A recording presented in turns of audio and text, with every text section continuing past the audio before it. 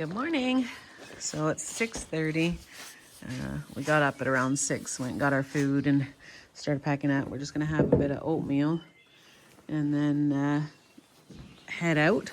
We were expecting some rain by 6, but luckily there wasn't any. It was only about 40% chance. You can kind of see that's the sunrise coming up in there. Yeah, so I think it was only going to be like 40 to 50% chance until after 10, and then the day is going to be mostly cloudy. So we'll see how today goes. We've got, yesterday we had 4,000 feet of elevation over 12, like that's for gain, for ascent. And today, I believe we'll only have a little over 2,000, 25 ascent over almost 17 miles. So that's a huge difference in ascent. And then, but we do have 4,000 descent. And yeah, so it's going to be one way or the other. And we have we do know that there's probably still going to be a lot of rocks because we've been warned that there are rocks everywhere. But yeah, until we're past Dragon's Tooth. But so our plan is to try to make it to Four Pines tomorrow. And what that'll kind of do is break up Dragon's Tooth and McAfee Knob. I wanted to spend a little time on McAfee Knob, like I didn't want to rush through there. So tomorrow, however far we get today is what we don't have to do tomorrow heading into Four Pines. So it'd be nice if we could get a shorter day into Four Pines, have our shower. They do have some resupply, do our laundry. And then we would only have 10 miles. Are we doing 10 or 11 for McAfee? So 10 miles for McAfee because we're going to climb to McAfee. Yeah, so there's 9 miles up to McAfee, and then we're going to stay at the shelter, which is only a mile after. So that's our plan for the McAfee Knob. We would have liked to have gotten ahead a little bit earlier, so we weren't doing McAfee Knob on a Friday, because we know it does get busy, but it is what it is. We can't make our bodies and things work out any faster than they are. So, but I think it'll be fine. It'll be nice. It'll be nice weather. I was thinking the rain was Thursday, Friday, but it's Wednesday, Thursday that they're calling for rain. I think as of right now, I think Friday looks good. Oh, I hear it starting. Oh, there we go. There's the rain. So we're going to have our oatmeal and get ourselves ready to go. Put on our rain covers and rain jackets and climb up out of this hole. It was when we were laying down last night, we could hear there was a deer, probably that same little one. He was walking around up here. Yeah, you could hear his little feet going through the leaves. I think he was pretty close, like, because I could hear the leaves rustling. I think he was right beside the shelter right there. That's where you can see the leaves are kind of all dug up. And yeah. So, because we were both sitting up, I'm like, hey, can you hear that? I don't think there's a person. It was right beside the shelter. But, okay, so we're going to get on the go. This was so comfortable getting ready here in the rain this morning with this huge porch on this shelter. I'm even having tea. Yay! Okay, so we're back up to the top. I timed it climbing out just to give a reference because it is a climb out, but it took us 13 minutes, 12 or 13 minutes to climb out, which we've always avoided shelters that have that kind of off, anything from like 0.25 and up. We've tried to manage to avoid it. Last night, it would not have been smart to avoid this shelter. With the wind, with the time, it only being 5 o'clock, with us hitting sections that are kind of catching us off guard where they're so rocky and rocky going down, we may not have found a place, and we may have been hiking on rocks heading into the dark trying to look for a place. So that just wouldn't have been smart. This was a beautiful shelter. Even the privy was nice. The privy wasn't one of the ones that looks like an outhouse, all dark and gloomy. It was open at the top. I actually should have taken a video of it. It was open at the top, open at the bottom. Clean as can be, because you're not going to get any day hikers down there. And there hasn't even been any through hikers down there for a couple of days. Everything down there was clean. That deck, like that covered porch, was beautiful for this morning in the rain. Yeah, and like and the deer hanging out with us last night, it was perfect. So I'm really glad we made that decision, and now we are back up at the top and gonna see what these rocks have. So we have our first 8 miles is either going to be kind of cutting across this ridge. So it'll be either like little bits of flats, little bits of ups, little bits of down, going across the ridge, and then we go down for, I think, it's not 8 miles to that water crossing. Yeah, that's not 8 miles across the ridge. No, I said we're going to be either going across the ridge, up little ups and downs, and then we do a 5 mile down to the water crossing, which they don't think is an actual water crossing right now. The water levels are pretty low. We can rock hop it. So we'll show you that when we get there. A little Lake Superior reminiscence. I had to throw my poles up to climb through. But yeah, so I don't think it's going to be fast if it carries on like this. That is pretty.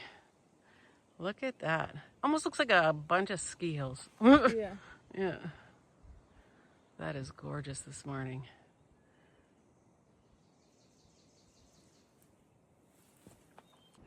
This is a cool lookout spot with the flat rocks. I wouldn't want to be over there when they're wet, but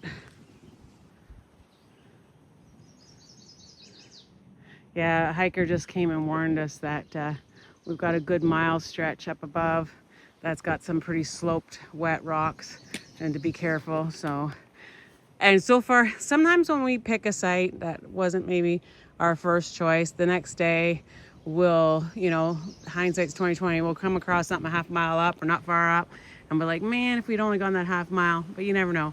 Well, so far today, that has not happened. The entire time on this ridge line, all you can see it here too, there's a lot of dead trees up here. It's windy up here, and there's no camping spots. And then if we got a mile of wet rock, or a mile of rock, it wouldn't have been wet, I don't think, last night. But yeah, this could have been a really bad night last night, trying to find a place to camp after we had given up on that shelter. So I'm glad we did what we did. So this is the type of kind of slanted rock he was talking about. And then this is the view. I'm glad it stopped raining for us.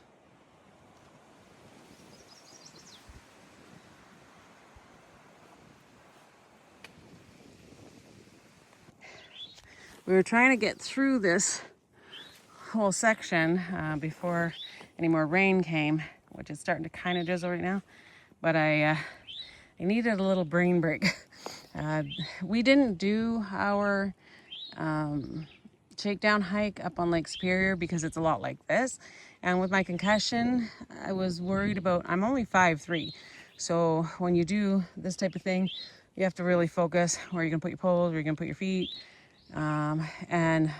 Like I literally had to stop. I was like, I just need a brain break for a second and not try to think where I'm going. Faith, she doesn't think, she just naturally walks where she's going. And they tell me one day. Yeah, maybe, yeah. So I think I get a little anxious when it comes to the concussion stuff because I'm so scared of triggering anything.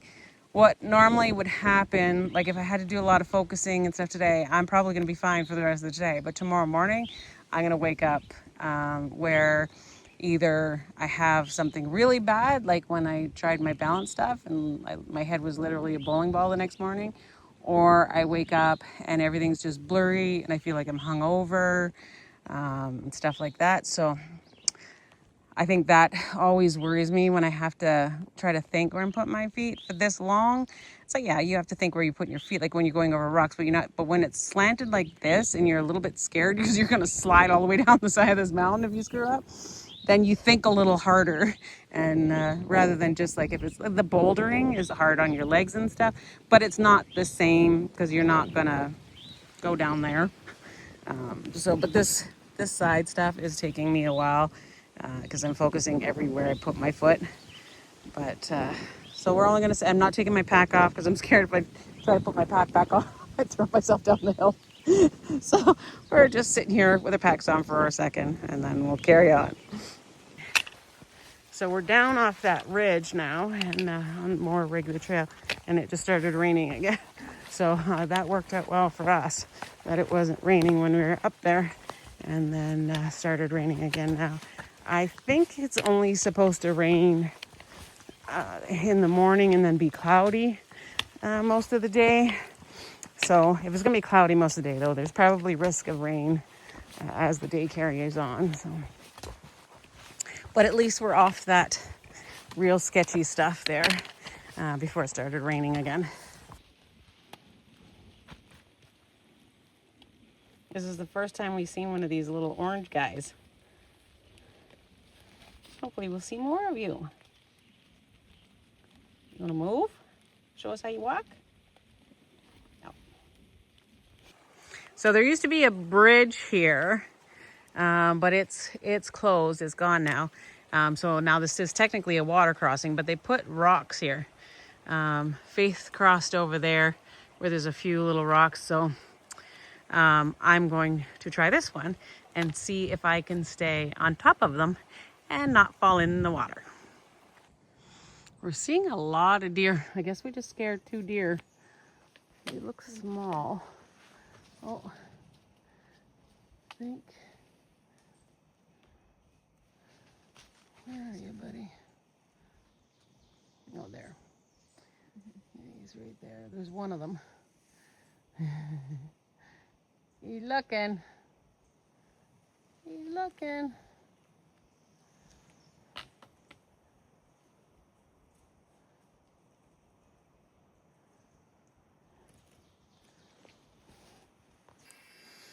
So it's 1:30. We got here a little while ago, set up the tent. We're at a tent site. We did 8.4 this morning, but Faith is she's really struggling. We're not 100% sure what's going on, if she picked up a little bug somewhere along the way, or if it's anxiety that's kicking in. She always did get really sore, upset stomachs when she was a kid, when her anxiety was really bad. She is known for that. I don't think she's been taking her anxiety medication properly while she's been out on trail. So I gave her some Pepto-Bismol and one of my stomach pills to see if that helps her out a bit. And then I'm going to just try to remind her each night when I take my nightly stuff to take hers. There is something, it's called Virginia Blues. And a lot of people say that they think it's because Virginia is long. I don't know that that's it. I think it has a lot to do with the timing, like the novelty is wearing off. You really feel now what it's like to be out here and how hard the days are. And a lot of people say things get easier in Virginia. And there has been some sections that are easier in Virginia, but a couple other things happen in Virginia. The easier it is, the farther you want to push. So you never really do get a break. So things can be overwhelming. We did have somebody that was close to us. We met on Springer Mountain. He had to get off, Uncle Joe from Colorado. He had to get off for a bit because of his knee. He is planning on coming back, but it may not be his choice. Depends on what's wrong with his knee. And I know that's kind of bothered Faith a little bit, that he's not on trail. And I think she's worried about him, that he's not going to get back on. But I mean, he will finish the AT. The AT is not going anywhere. We're not 100% sure what's going on. But all I do know is she was struggling today, and she is not feeling well at all.